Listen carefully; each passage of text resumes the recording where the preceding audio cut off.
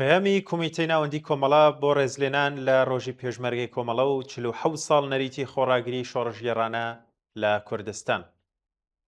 47 ساڵ لەمەوبەر لە دۆخێکدا کە کۆمەڵگای ئێران لە بەردەم وەرچەرخانێکی مێژووی چارەنووسازدا بوو، بەردی بناغەی هێزی پێشمەرگەی کۆمەڵە دانرا. مێژووی ئەم هێزە مێژووی وشیاری خۆڕاگری چینایەتی و بزوتنەوەی شۆڕژگێڕانەی کۆمەڵانی خەڵکی زەحمەتکێشی کوردستانە.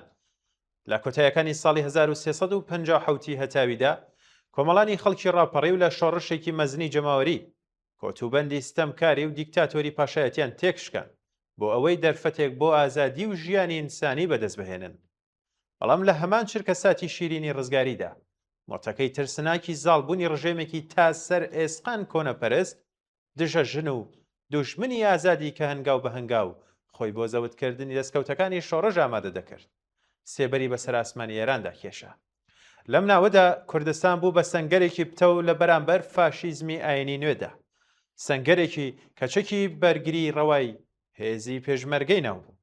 لە دۆخێکدا کە ڕەوتی ئاینی توانی بووی بەکاری پیلانگێڕی و شەپۆلی یەکەمی فرت و فێڵ و سەرکوتکردن دەنگی شۆڕش و هێزە پێشکەوت و خوازەکان لە ناوەندی ئێران کە بکات. هەوسەنگی هێز لە کوردستان بە تەواوی جیاواز بوو.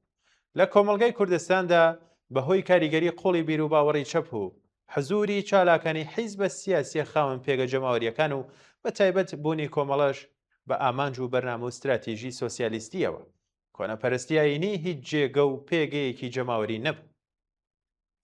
کرێکارانی چەوساوا خوازیاری ژیانێکی باشتر بوون. زەحمەتکێشانی لادێ کە تاسە لە کۆتوبەندی پاژماوە ڕزیوەکانی نظامی دەرەبگایەتی ڕزگاریان ببوو، نیگەرانی لە دەستچوونی دەستکەوتەکانیان بوون. ژنان تینووی مافی یەکسان و ڕزگار بوون لە چنگ یاسا و ڕێسا کۆنەپەرستەکان بوون. وە کۆمەڵانی بەرینی خەڵک چیتر تەحەمولیەوەیان نەمابوو ستەمینەتەوەی و ئاینی ڕابردوو بەسەر شانیانەوە قورسایی بکات. ئەماوەت و خواست و داواکاریە کەڵەکە بووانە لە بزوتنەوەیەکی خۆڕاگری جەماوەری و ڕێکخراودا ڕەنگیدایەوە کە خۆی بۆ شەڕێکی مێژووی لەگەڵ ئەو ڕژێمە تازە بە دەسەڵات گەیشتووی کە شۆڕشەکەی بەلا ڕێدا بردەبوو ئامادە دەکرد.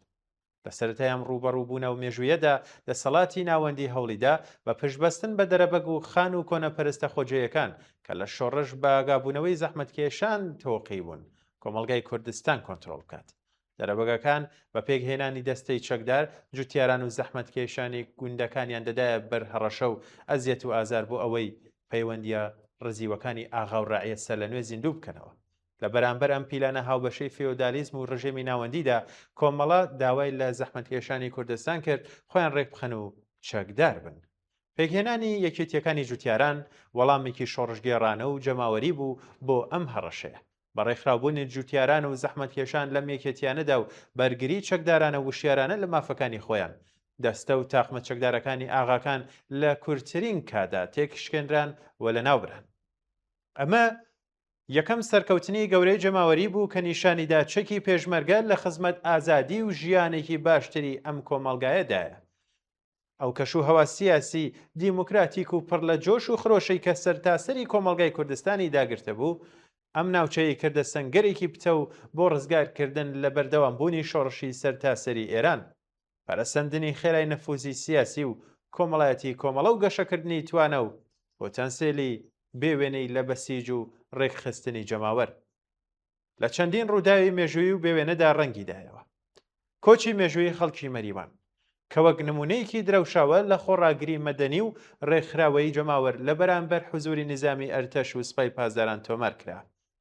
ڕێپێوانی گەورە و بەربڵاو لە سەر تاسەری کوردستانەوە بەرەو مەریوان بە مەبەستی هاوپشتی لەگەڵ خەڵکی ئەم شارە، مانگرتنی گشتی یەک مانگەی خەڵکی سنە کە هاوپشتی و ئیرادەی جەماوەری بۆ دەرکردنی هێزە سەرکوتگەرەکانی سوپای پازداران نیشاندا، چەککردنی هێزی کۆنەپەرستی سوپای ڕزگاری، ڕاوتێکی کۆنەپەرست و چەکداری کە لەلایەن شێخەکانی ناوچەکەوە بە مەبەستی لاوەزکردنی بزوتنەوەی چەپ ڕێکخراو بوو بە ئیرادەی شۆڕژگێڕانەی جەماوەر هەڵوێشێنرایەوە.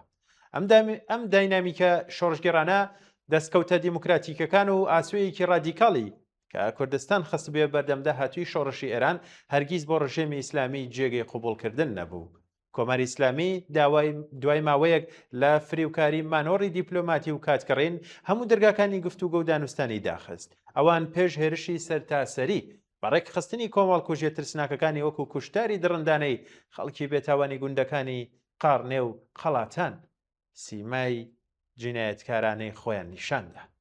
سەرنجام لە 28 گەلاوێژی 1350 هەتاویدا بە فتووا و فەرمانی خومێنی هێرشێکی نظامی بەربڵاو دڕندانە و سەرتاسەری بۆ سەر کوردستان دەستی پێکرد. لە وەڵامی ئەم هێرشە دڕندانەیەدا کۆمەڵا بانکەشەی خەڵکی کوردستانی کرد بۆ بەرگریەکی هەمەلایەنە چەکدارانە و جەماوەری. خەڵکی کوردستان بە گەرموگوڕی بە پیرەم بانگەوازەوە هاتن و بەم شێوەیە حماسەی پڕ لە هەوراز و نشێوی بەرگری چەکدارانەی 47 ساڵی ڕابردوو دەستی پێکرد. مێژوویەکی پڕ لە فیداکاری خۆڕاگری و گەلێک وانەی بە زمانی خەبات گێڕانە. بە درێژایی چەندین ساڵ خۆڕاگری هێزی پێشمەرگەی کۆمەڵە هەرگیز هێزێکی نظامی نەریتی یان چریکی کلاسیک نەبووە. ئەم هێزە لە هەنگاوی یەکەمدا پەرەپێدەر و داکۆکیکاری فەرهەنگێکی بەرز پێشکەوتن خواز و ئینسانی بوو لە بەرامبەر نەریتە دواکەوتووە پیاو سەلاریەکاندا. پێشمەرگەی کۆمەڵە هەوکات لەگەڵ خوڵقاندنی حەماسە لە مەیدانەکانی شەڕدا ئاڵا هەڵگری ڕادیکاڵی یەکسانی ژن و پیاو بوو، حزورێکی کە بە بەشداری چالاکانە و چەکدارانی ژنانی خەباتیار لە ناو ڕیزەکانی پێشمەرگەدا پێگاتە نەریتیەکانی کۆمەڵگای هەژاند و پێناسەیەکی نوێ لە ڕزگاری ژنانی خستە ڕۆ. ئەم هێزە لە هەر گوند و ناوچە و شارێکدا کە حزوری هەبوو گەلێک یادگاری بە نرخی لە بوارەکانی کۆمەڵایەتی تەندروستی و پەروەردەییدا لە خۆی بەجێ دەهێشت. پێشمەرگەکانی کۆمەڵا مامۆستایانی وشیاری، پزیشکانی بێبەشان و یار و یاوەری زەحمەتکێشان لە کێڵگەکاندا بوون. هەر شوێنێک حزوری پێشمەرگەی لێبوو تۆوی وشیاری یەکسانی و سۆسیالیزمی لێچێنرا. ئاسە و استراتیژی کۆتایی هێزی پێشمەرگەی کۆمەڵا بۆ ڕزگاری مرۆڤ بریتیە لە شۆڕشی سۆسیالیستی، شۆڕشێکی کە هێزە بزوێنەرە سەرەکیەکەی کرێکاران و زەحمەتکێشانی کۆمەڵگان. ئەم تێڕوانینە شۆڕژگەرانەیە تەنیا لە ئاواتخوازیەوە سەرچاوە ناگرێت، بەڵکو لەسەر ڕاستیە بنەڕەتیەکان، دژایەتیە چینایەتیەکان، نایەکسانیە ئابوووریەکان، بێبەشبوونە کۆمەڵایەتیەکان و زەوتکردنی ئازادیە مەدەنی و سیاسیەکان دامەزراوە. شۆڕش لە ڕوانگەی کۆمەڵەوە بەوەتەی گواستنەوەی دەسەڵاتی سیاسی لە چنگی کەمینەیەکی ستەمکار و چەوسێنەرەوە بۆ زۆرینەی بەرهەمهێنەرانی سەروەتی کۆمەلگا و هێنانە ئارەی گۆڕانکاری بنەڕەتی لە هەموو بوارەکانی ژیاندایە.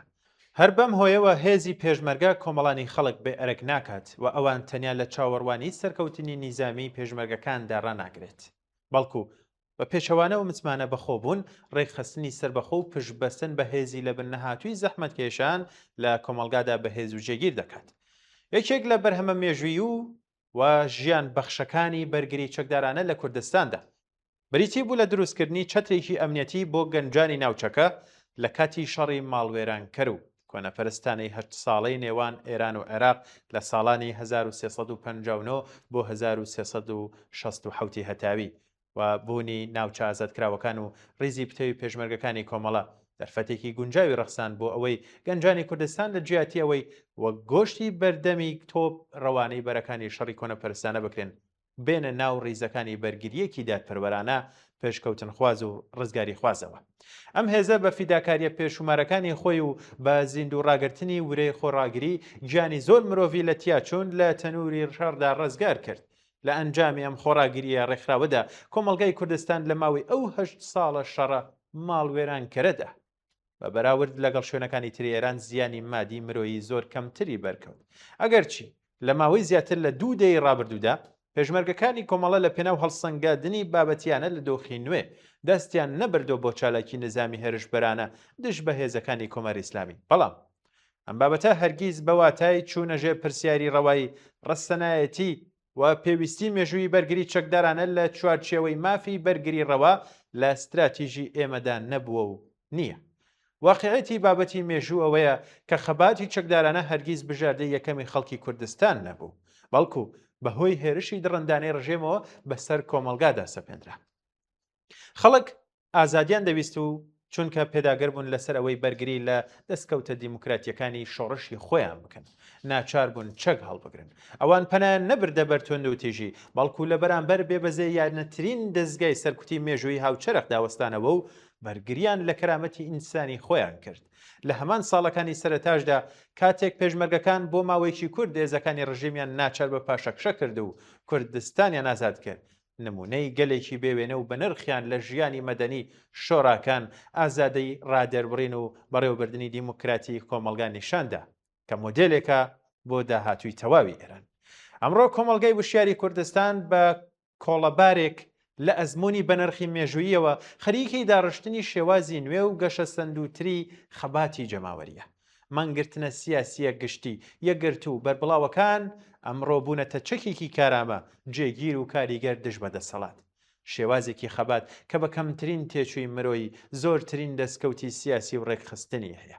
پێکهێنانی بزوتنەوە بەردەوام مەدەنیەکان تۆڕە خۆجێیەکان و پێگەیاندنی ڕێبەرانی مەیدانی لە زانکۆکان کارگاکان و گەڕەکەکاندا کۆمەلگای خستوەتە سەر ڕێڕەوی ئامادەیەکی تەواوە.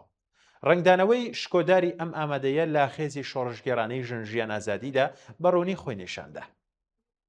ئەم بزوتنەوەیە کە فەلسەفە و دروشمەستەرێکیەکەی ڕیشەی لە فەرهەنگی سیاسی و پێشکەوتن خوازی هێزی پێشمەرگەی کۆمەڵەدایە ڕێگای ڕوون بە بێگەڕانەوەی کۆمەلگا بەرەو سەرکەوتنی کۆتایی نیشان دەدات. 47 ساڵ بەسەر دەستپێکی ئەم ڕێگا پڕ لە هەوراز و نشێوەدا تێپەڕی. ئەونەوەی کە لە کۆتایەکانی دەی پەنجادا بەدەستی خاڵی بەڵام بە دڵێکی پڕ لە ئیشق و ئەوین بە سۆسیالیزم و ئازادی چەکی هەڵگرت ئێستا پیر بووە. هەزاران گەنجی بەجۆش لە ماوەی ئەم دەیان ساڵەدا هاتنە ناو ڕیزەکانی ئەم هێزە و حەماسەیان خۆڵخان گیانیان بەخەت کرد یان تەمەنی لاویان لەم ڕێگایەدا تێپەڕ کرد. بەڵام ئەوەی لە درێژەی هەموو ئەم ساڵانەدا بە زیندوی داینامیکی و پتەوی ماوەتەوە بریتە لە نەریتێکی قوڵی مێژووی کە پێشمەرگەی کۆمەڵە لە ناو ئەم کۆمەڵگەیەدا جێ خستووە. نەریتی سەردانە نەواندن لە بەرامبەر دیکتاتۆردا، نەریتی یەکسانی بە تەواومانای ژن و پیاو، نەریتی پشتبەستن بە جەماوەری بێبەش و کرێکار و هەروەها ئامانجی بنیاتنانی جیهانێکی بەدوور لە چینایەتی و چەوسانەوە. ڕۆژی پێشمەرگەی کۆمەڵە ڕۆژی ڕێزلێنانە لە تاک بە تاکی ئەو مرۆڤ ئازادی خوازانە، ئەو گیانە شەیدایەنە و ئەو ئەستێرە سنوورانەی کە بە خوێن و تەمەنی خۆیان ئەم نەریتە شەریفەیان دامەزران. ئەم ڕۆژە ڕۆژی نوێکردنەوەی پەیمانینەوەی نوێیە لەگەڵ ئامانجی بەرزی ئازادی و دادپەروەری کۆمەڵایەتی، ئامانجێکی کە هێشتا تا بەدی هاتنی کۆتایی لە دوا ڕۆژی ڕووناکی ئێرانی ئازاد و سۆسیالیستدا ڕێگایەکی زۆری لە پێشە و چەکی وشیاری ڕێکخرا و ڕێبەرایەتی ڕێخۆشکەری دەبێت. لە ڕۆژی پێشمەرگەی کۆمەڵدا یادی هاوڕێ ساید موینی یەکەم پێشمەرگە و یەکەم گیان بەخت کردووی کۆمەڵە کە ڕۆژی پێشمەرگەی کۆمەڵەش بە یاد و بیرەوەری ئەو و ڕۆژی گیان بەختکردنی ناودێرکراوە و هەروەها یادی ئەو هەزاران خەباتکار و ئینسانە شەریفانەی کە لە مەیداندا یان لە مەیدانە جۆراجۆرەکانی شەڕ لەگەڵ یەکێک لە درڕندەترین و تاریک پەرستترین دیکتاتۆرەکانی ئەم سەردەمەدا گیانیان بەخت کرد. بەرز ڕادەگرین و درود دەنێرین بۆ بنەماڵە سەربەرز و خۆڕاگرەکانیان. کۆمیتەی ناوەندی کۆمەڵە ڕێکخراوی کوردستانی حیزبی کۆمۆنیستی ئێران جۆزەردانی 1405 هەتاوی بەرامبەر بە 2026 زاینی.